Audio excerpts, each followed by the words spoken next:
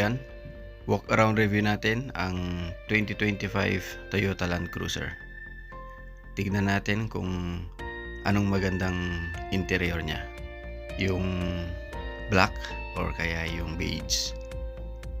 At meron na yung or available na yung 2025 model na beige. Pwede mo nang mapili yung beige na option at available pa rin yung black na option, mga kaibigan. Okay, ang pinaka i-review natin dito or comparison natin dito, mga kaibigan, ay yung option ng black na interior at beige na interior.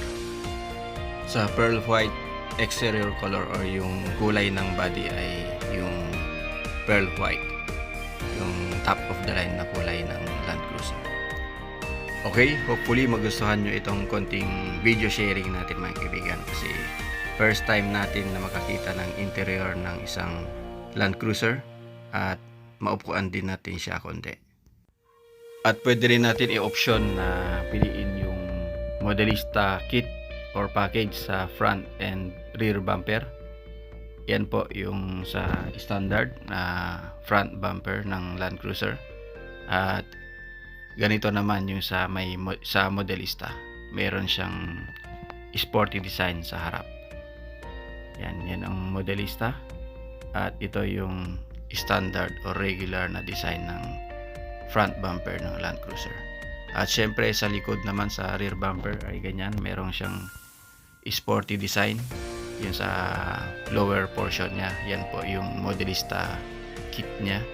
At ganito naman yung sa regular or standard bumper, rear bumper ng isang Toyota Land Cruiser, mga kaibigan.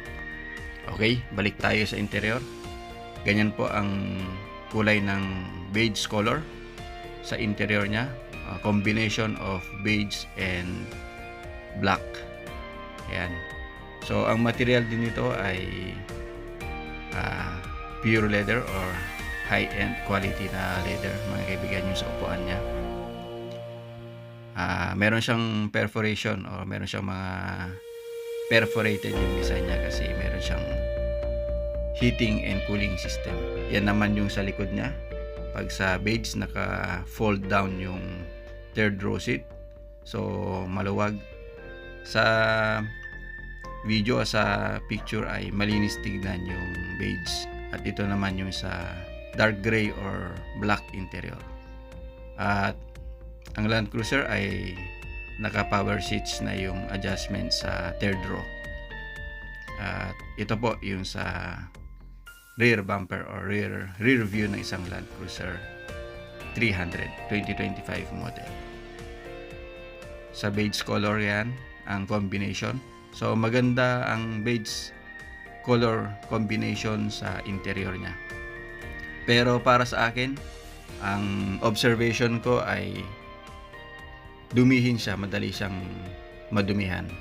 Pero kung ang preferred mo ay yung mas elegant tignan at mas maliwalas tignan, ay okay din yung beige color, mga kaibigan. So tignan pa rin natin yung ibang view angles niya sa beige at black color interior. Ang exterior naman ay walang pagkakaiba. Kung piliin mo yung regular design or yung Modelista ay parehong-pareho. At yan, maliit lang po yung kanyang sunroof or moonroof na option, tapos manual yung cover niya. Ang materials na ginamit sa black or beige color ay parehong high quality.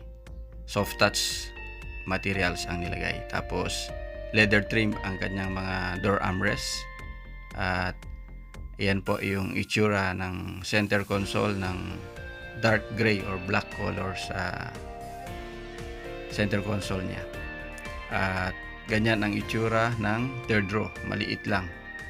50-50 folding na dalawang upuan pero maliit. Tapos itong second row seats niya ay medyo, para sa akin, masikip yung legroom. Parang regular lang siya na Fortuner ang tingin ko sa space niya. Ito po ang seat material ng driver. At ganyan ang dashboard or itsura ng dashboard ng black dark gray interior. Ito po ang kanyang gulong, 265/55 R20. So maganda rin ang design ng kanyang rim.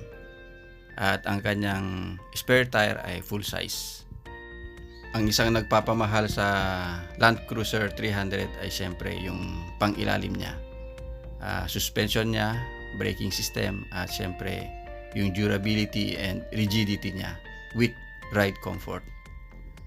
Okay, ito naman ang interior sa beige color. Bali, beige ang mga upuan niya at meron siyang color combination or color trim na dark gray or yung black. Ganyan ang kanyang ceiling, beige. Maganda tignan kasi combination of black and beige. Maganda yung pagka-accent niya, mga kaibigan. Nasubukan din natin na i-abante at i-atras ang isang Land Cruiser 2025 model.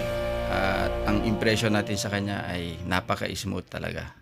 Kahit yun lang yung nasubukan natin sa kanya ay very smooth ang steering at yung suspension ay napaka-comfort at napaka-smooth.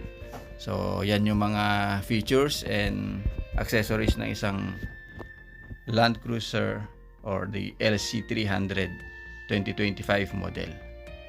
Hindi ko na i-elaborate yung mga specifications niya, mga kaibigan, kasi halos lahat ng specifications at driving aid or safety features ng isang top of the line na sasakyan ay nandito lahat sa Toyota Land Cruiser LC300. Okay? Ang impression natin or para sa akin kung akong bibili ng isang Land Cruiser ay pipiliin ko yung dark gray or yung black interior over dito sa beige.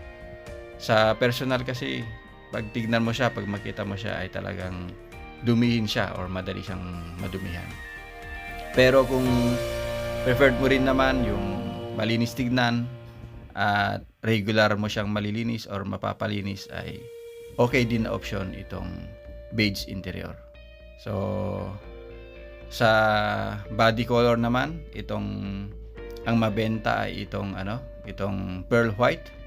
At kung ako naman ang bibili ng isang Land Cruiser LC300 ay yung black color na exterior with black color na interior. Hopefully, nagustuhan nyo itong konting video sharing natin sa Land Cruiser 2025 model. Toyota Land Cruiser LC300 2025 model.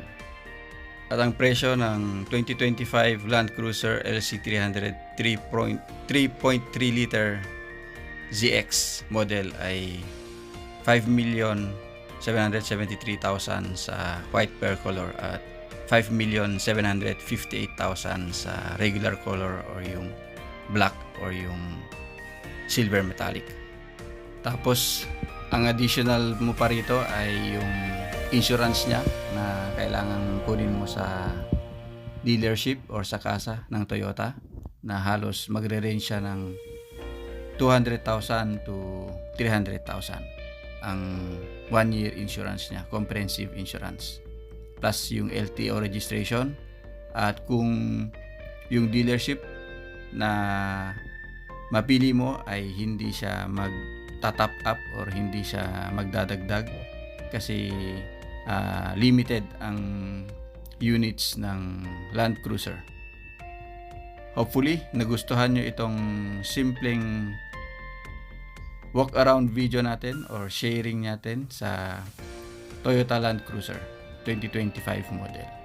If ever man na meron tayong pagkakamali or pagkukulang sa mga nabanggit natin dito sa video natin ay paki-comment na lang at very willing tayo na i-correct siya. Okay, maraming salamat muli sa panonood, mga kaibigan. And as always, keep believing, and trusting the Lord. Keep safe and God bless.